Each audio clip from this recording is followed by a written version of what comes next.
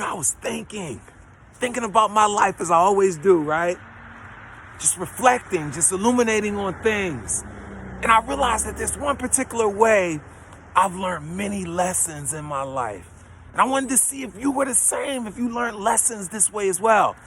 Have you ever been a part of a group, maybe a school project, or maybe a work project or a business project in which there were many people participating in doing this particular task?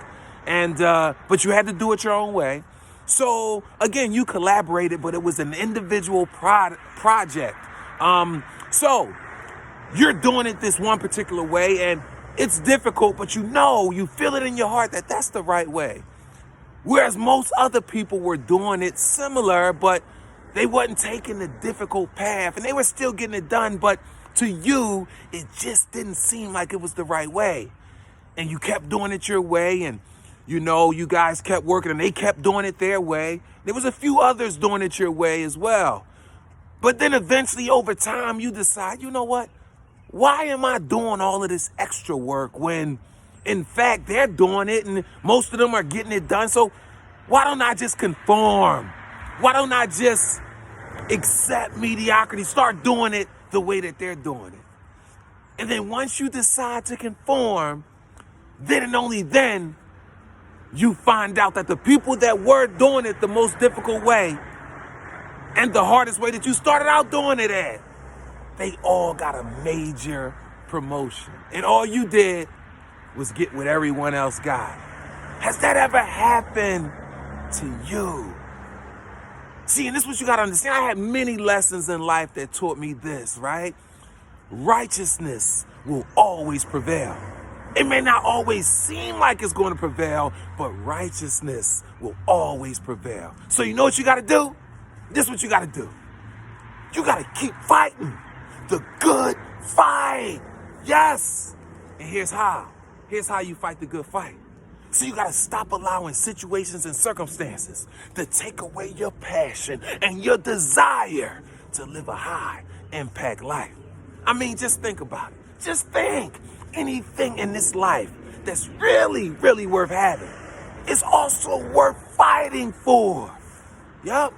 And here's 3 reasons why you must never stop fighting for the life you want. Number 1, see, once you lose your desire to fight for things in life, that's when you eventually lose hope in life itself. Terrible place to be. Don't never let that be you. Number 2, please understand that life will never give us more than we can handle. So if your life feels overwhelming, like it's too much for you to handle, then guess what? You need to fight harder. And number 3, you got to develop a greatness mindset.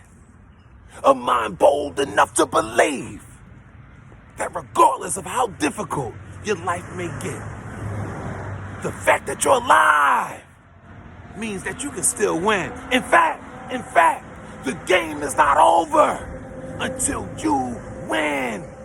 You just gotta believe it, right?